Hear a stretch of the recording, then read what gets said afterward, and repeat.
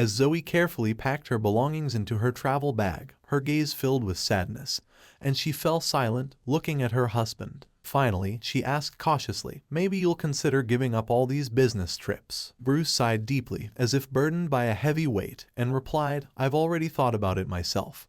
But you understand how much we need the money right now. The trips and consultations at the clinic don't come cheap." Tears began to well up in Zoe's eyes, and she pushed her bag aside, whispering, "Exactly, we're spending so much money, and we still haven't seen any results." Bruce added regretfully, "I'm sorry, I probably said something foolish. It's all because of my worries. Sometimes I say nonsense." Trying to comfort her husband, Zoe replied, "No, dear, I probably just hope too naively for a miracle." Bruce composed himself and reassured her, "Don't say that, we'll definitely get through this." Through tears, Zoe said, "Yes, the doctor says you're perfectly healthy, and they keep telling me to just wait, and everything will work out. But I can't convince myself," Zoe said, and returned to packing her husband's things for his business trip. Zoe had been struggling with infertility for a long time, and it had been taking a toll on her emotionally. This battle had led to psychological stress, and doctors had advised her to take occasional seaside vacations to relieve some of the tension. But how could she do that when her husband, Bruce, was almost always on business trips, and solitude on an empty beach brought her no joy? Zoe patiently endured these long separations, understanding that emotions alone wouldn't resolve their situation. And that's why she went to the clinic, hoping for a miracle that could change their lives. "Don't get me wrong," she thought as she continued packing her things, "but because of your never-ending business trips, we hardly spend time together. I even begin to forget your scent." Bruce embraced her by the shoulders and gently kissed her, reassuring her, "I'll definitely come up with a solution, believe me. We'll get through this." After dinner, Bruce quickly fell asleep and soon began to snore, sinking into a deep slumber. Meanwhile, his wife Zoe remained wide awake, tossing and turning in bed, wrestling with restless thoughts. In her mind, the words repeated relentlessly, "You'll never become a mother, don't even hope." These words pierced her soul, inflicting deep wounds. Sometimes, in such moments, Zoe felt the desire to simply leave everything behind and escape the situation.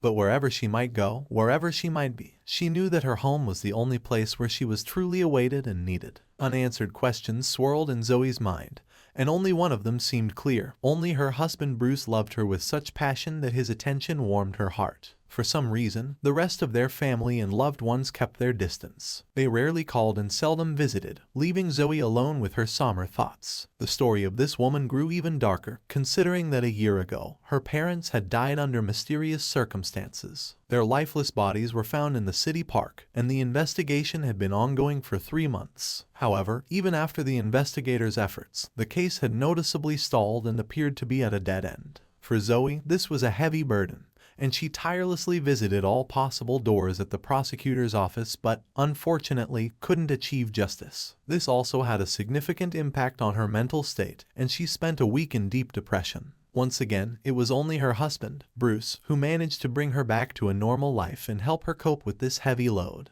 In the morning, Zoe decided to surprise her husband and woke up earlier than her alarm. She prepared a delicious breakfast and made his favorite coffee. Bruce, waking up half an hour later, headed straight for the bathroom. It didn't take a minute for his tender words to be heard from the bathroom. "You can immediately feel how much you love me here, and very deeply." Despite the difficulties they had gone through, Zoe replied, "Of course, I love you more than anyone in the world, and I will always be by your side." Together, they sat down at the table and enjoyed a hearty breakfast in the morning, after which they began preparing for the upcoming journey. It was important to see her husband off to the train station and then go shopping because their food supplies at home were running low, and she had been responsible for replenishing them in the past few weeks. At the train station, as they stood next to the train car, she looked into her husband's eyes and couldn't hold back her tears. The tears flowed naturally, as if embodying her emotions. Bruce, trying to maintain composure, said, "I'd better go before I start crying myself." Zoe nodded, tilting her head to the side. "Yes, go,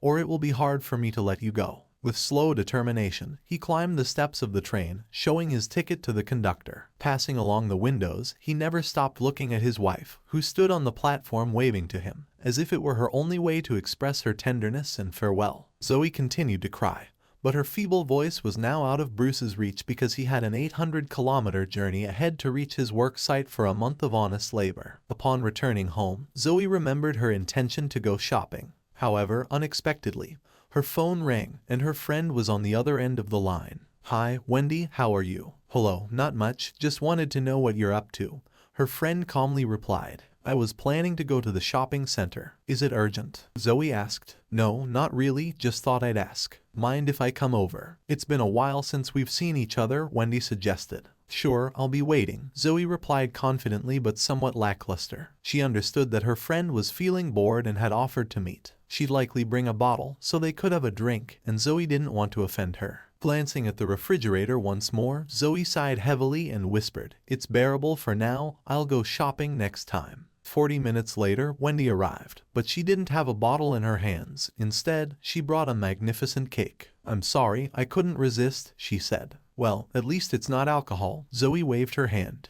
"To be honest, I wasn't really in the mood to drink. I didn't plan to buy any either." Zoe rounded her eyes as she replied. Wendy said, "I need sweets right now, especially in your condition." "What do you mean?" Zoe asked in surprise. "I could hear it in your voice on the phone," Wendy explained. "I see. You don't have to explain further." Zoe nodded. Cutting the cake into several slices, the friends placed them on plates. The kettle started to boil, and instead of coffee, Zoe offered green tea. Wendy agreed, even though she didn't quite understand how it could pair with cake. "Did he leave today?" "Yes, I saw him off today," Zoe replied, and tears once again betrayed her, flowing from her eyes. "Come on, calm down, he's not in a labor camp, and, in general, be a strong woman," Wendy attempted to reassure her. "I'm trying, but it's not working," Zoe said, wiping away her tears. "Pull yourself together and have some tea with cake. By the way, I've heard that green tea can help with depression." "Yes, it's calming," Zoe agreed. "Well, that's good, then enjoy it and wipe away those tears," Wendy ordered.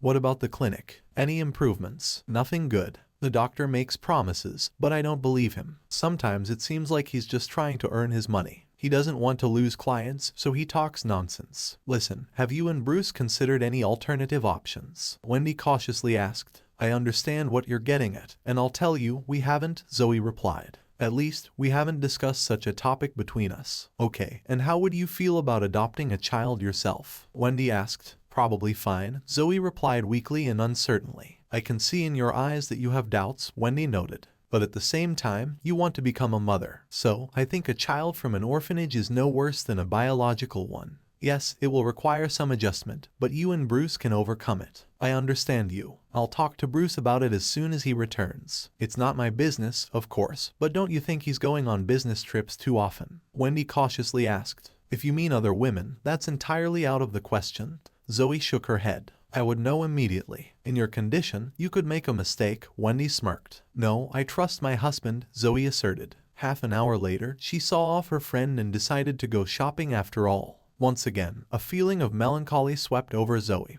and she realized that she needed to urgently shake off this heavy mood. She knew that prolonged periods of despondency could lead to negative consequences. So, despite the difficulties, she grabbed her purse and left the house, determined to dispel the darkness in her soul. Taking a minibus, she soon arrived at the shopping center, hoping to find distraction and positive moments. However, Wendy's words had left a touch of unease in her, as if she had touched her most sensitive spot. Even though Zoe had no doubts about her husband's fidelity, he had never given her any reason to suspect him, and while frequent business trips could evoke a certain longing, their family received a good income from these travels. In the store, Zoe spent over an hour meticulously selecting groceries, paying particular attention to what was genuinely necessary. She didn't forget to visit the meat section to buy fresh ground meat and make homemade dumplings that Bruce loved so much. He simply enjoyed how Zoe prepared these delicacies, and he never missed a chance to savor them. There was still a whole month ahead, and Zoe was trying to prepare herself for the fact that she wouldn't see her beloved and dear person by her side in the near future. Despite the physical distance, Zoe and Bruce remained closely connected, constantly communicating over the phone.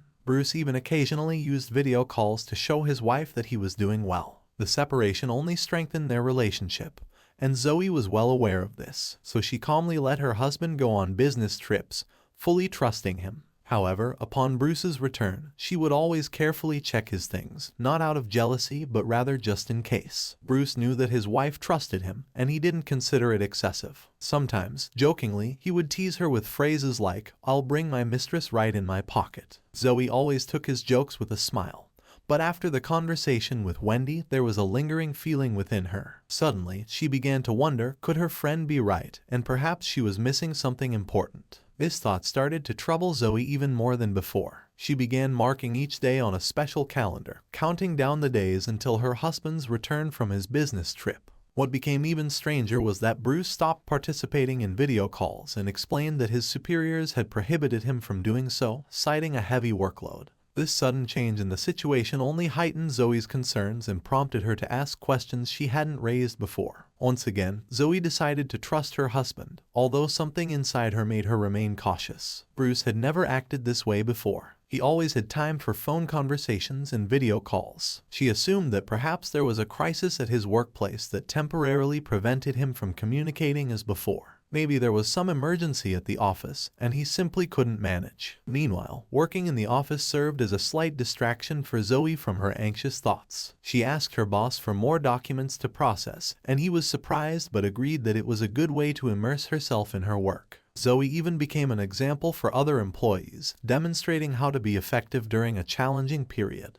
Days passed one after the other, and there was only a week left until Zoe could finally meet her husband and hopefully address all her doubts and concerns. However, this time Bruce returned home earlier than planned. Zoe was at work when he called her, saying, "Darling, I'm already home. Sorry for not informing you." Zoe received this news with excitement and asked, "What happened? Why so suddenly?" Bruce responded evasively, saying, "I'll explain everything when you get home from work." Zoe agreed and mentioned that she would be home soon. An hour later, returning to their apartment, Zoe sensed tension in the air. Her initial thoughts were that her husband was hiding something and reluctant to come clean. However, Bruce emerged from the kitchen and asked about her day. She replied that it was like any other day. Zoe couldn't help but notice that her husband was acting strangely, and something was bothering him. Bruce, with a guilty look, said, "There's something I need to talk to you about, something serious." Zoe, contemplative and somewhat anxious, uttered, "It seems like Wendy was right." Bruce looked at her with confusion and asked what she meant. Zoe responded, "Just some thoughts." "So, what did you want to tell me?" Bruce began, albeit with hesitation. "I don't even know where to start, but I'll try. You see, dear, it seemed to me that all was lost, and everything somehow just happened on its own. Have you had another woman, or do you still have one?" With those words, Zoe looked at her husband, waiting for an answer that could potentially change their relationship forever. Bruce replied, "There was, but not anymore." Zoe startled and asked, "What, did you fall out of love with each other?" However, her husband's response was sudden and shocking. "No, she passed away," Bruce said, bowing his head and sitting down in a chair, tears streaming down his face. "Forgive me, my love, I'm sorry for what I've done to you. But I couldn't abandon the child, he's innocent." With alarm in her voice, Zoe asked, "What other child?" Bruce continued, "She had a child with me, a boy named Jimmy," and continued to cry. "Then she got sick, and with each passing day, she withered away. And 3 months ago, she was gone, which is why I couldn't refuse those work trips. I couldn't leave my son, he's only 5 years old. I'd never forgive myself." Zoe turned away and silently walked into the bedroom, closing the door behind her. She spent the whole evening there, while Bruce waited in the chair, unable to do anything else. Inside him, there was emptiness and a sense of meaninglessness. Finally, the bedroom door opened, and Zoe emerged with teary eyes. She gently said, "The child is truly innocent." "Where is he now, Bruce?" Bruce, unsure, responded, "Where I came from." Zoe told her husband, "Get ready, we're going to see him." Bruce, surprised, asked, "Right now?" She replied, "No, we'll go tomorrow. I'll call my work and take a day off." 3 days later, Zoe and Bruce arrived in the city where Bruce frequently went on business trips. They reached the house where Jimmy, Bruce's son, lived with his grandmother Gloria. With caution, Gloria let the couple in, saying, "Come in, you can go straight to the kitchen." They went to the kitchen, had a cup of tea, and discussed the whole situation. They came to the conclusion that the father had the right to take the boy with him. Gloria agreed, "I am an old person, and Jimmy has no close relatives left. What will happen to me, and where will I go?" Zoe, with a quiver in her voice, said, "But he's your grandson." Gloria responded with a smile, "I will visit him if you don't mind." Zoe agreed, "Of course, we will always be happy to have you." Jimmy reacted to the news calmly and without fear. He knew his father and wasn't afraid of moving, seeing it as an opportunity to be with his parents. Bruce successfully resolved all the paperwork related to reuniting with his son, and soon they returned to their new home. Initially, Zoe had to adjust to the boy who had become part of their family, but gradually, maternal instincts awakened within her. She loved Jimmy as her own son and cared for him as if he were her own. Step by step, Zoe forgave her husband for his past mistakes, including infidelity, and they began to build a new family life. Bruce no longer went on business trips and found a good, high-paying job in the city to be close to his family. Fate smiled upon Zoe, giving her the opportunity to become a true mother, even though Jimmy was not her biological child. She found joy and meaning in life, taking care of the boy and building a happy future for their new family.